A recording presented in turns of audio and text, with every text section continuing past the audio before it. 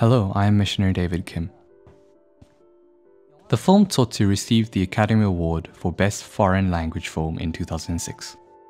The film is based on the novel Tsotsi written by Athol Fugard, which was published in 1980. While the novel takes place in 1950s, the film was adapted to take place in 2000.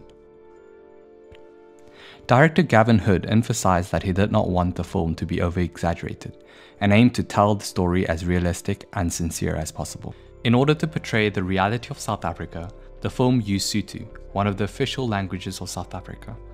It must have been difficult to produce a movie in a different language, but it was excellent in portraying the reality of Black South Africans' lives. The film was shot without CG in the township called Soweto, near Johannesburg, which maximized the realism of the movie. The boy runs away from his mother, diagnosed with AIDS, and his abusive alcoholic father to live with other homeless children.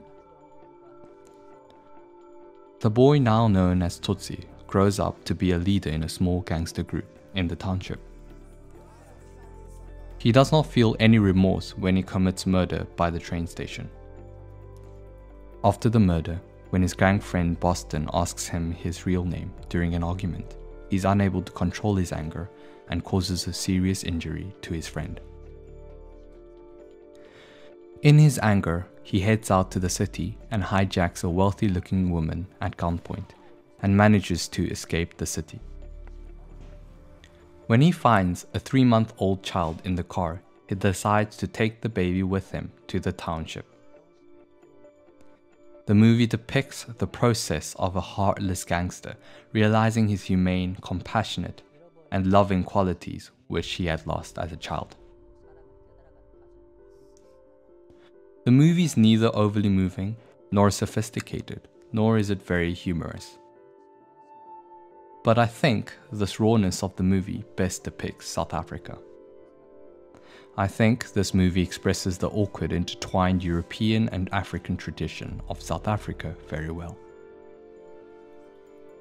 Through the movie Tsotsi, I would like to discuss South Africa's society from a missionary's perspective. To understand the movie first, we have to understand the main setting of the movie, which is the township.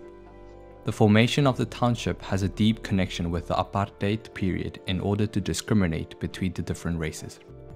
The national policy white South Africans used in order to keep the wealth from the gold and the diamonds to themselves was apartheid. The National Party founded by D.F. Malan passed on laws to segregate black South Africans into separate autonomous states.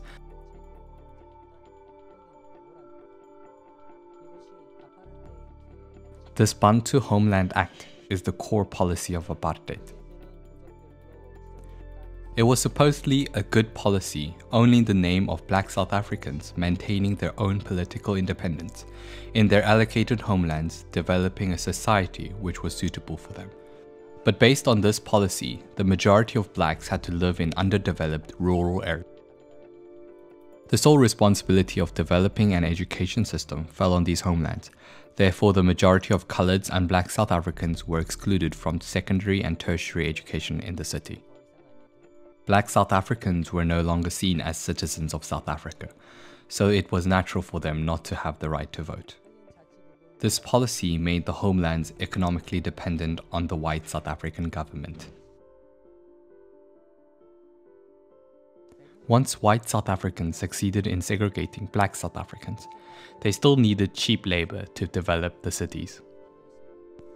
The white governments created passbooks to restrict the movement of black African citizens through the Township Bill.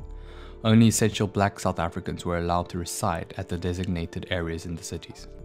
According to the Township Bill, areas were divided into 3 sections: white residential areas, commercial and industrial areas, and township areas where black and colored workers lived. White residential areas were kept as far away from the townships. Between the townships and the industrial areas, there had to be a river or some kind of natural terrain to separate them. In order to get to the industrial areas, majority of workers used trains or bridges to get across the river. This allowed to control workers from freely entering these industrial areas.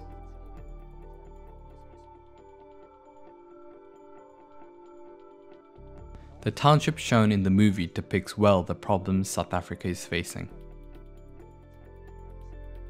It shows broken homes, drugs, violence, murder, and many more. All of these are problems that can be seen in other countries too. But what makes it unique to South Africa is that the government is the culprit of these societal problems. The majority of blacks and colored people were victims of the law founded by the government. In the beginning of the movie, the murder scene by the train is depicted as a heartless killing by Tsotsi's gang, but in the novel, the scene is written more delicately. The murder scene is a good portrayal of the destroyed South African family. The novel describes in detail how they chose the victim of this violent crime. Firstly, he was smiling. Secondly, his face glowed brightly. Thirdly, because he was wearing a tie. The victim was a man who worked at the mine for a year and had come back to visit his hometown. A father who visited his family once a year. The joy of going back to his family after a long time made him smile and his face glow.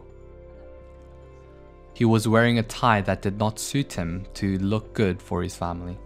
Of course, because he was seeing his family once a year, his wallet was filled with cash.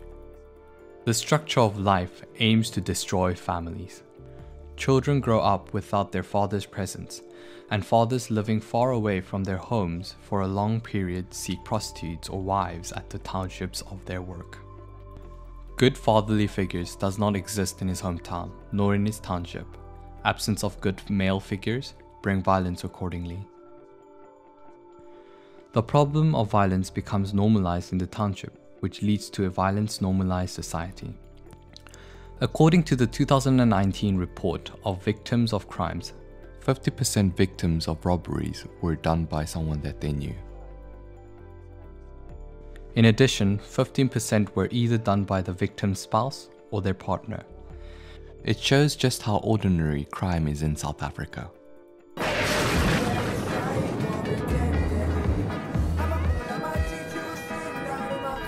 Decency, Tsotsi. White saber. Decency. Boston asks in the movie if you know what the meaning of decency is. Decency is a word that means dignity, well-mannered and refined. Living in a township, it points out that they have lost their dignity and refinement in their lives. The movie highlights that South African townships represent the humane qualities that have been destroyed. Families that were destroyed by the violence of the government surely lead to the destruction of the humane nature of the people.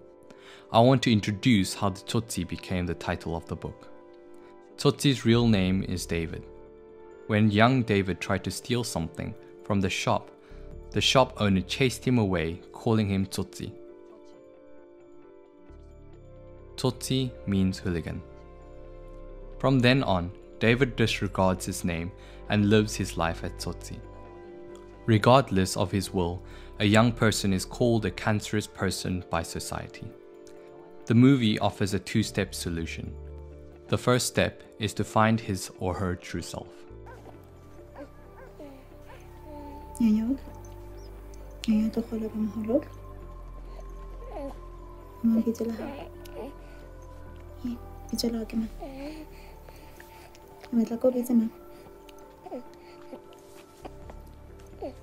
David. Tsotsi identifies himself in the baby. When Miriam tries to make a personal relationship with the baby, Tsotsi gives his name to the baby. When love is present in the relationship, there was no place for Tsotsi who embodied David. Only David, who longed for the personal relationship, remained. The second step is to realize what a real need is.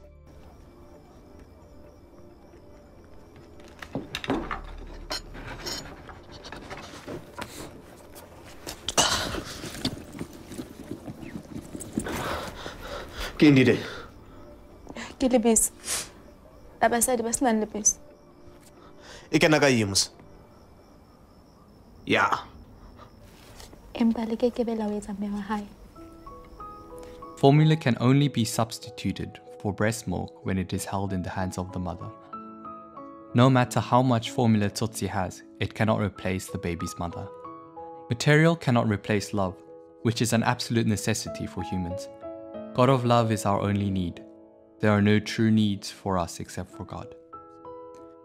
When we try to replace God for something else, the Bible calls it idols. When idols take preference of our needs, our humanity is lost. From a missionary's point of view, Tsotsi is a good movie to understand the structure of South Africa's township and its violence that has become normalized. The pain of destruction of families and the loss of human nature, I believe the solution is through a loving relationship. The recovery begins with the recovery of our relationship with God. As a missionary with vision to recover and build relationships with people in our given field, through Jesus, the world will see its true self. The world will see that only Jesus is its true need. Christians are people where Jesus is the source of life and where life flows within him.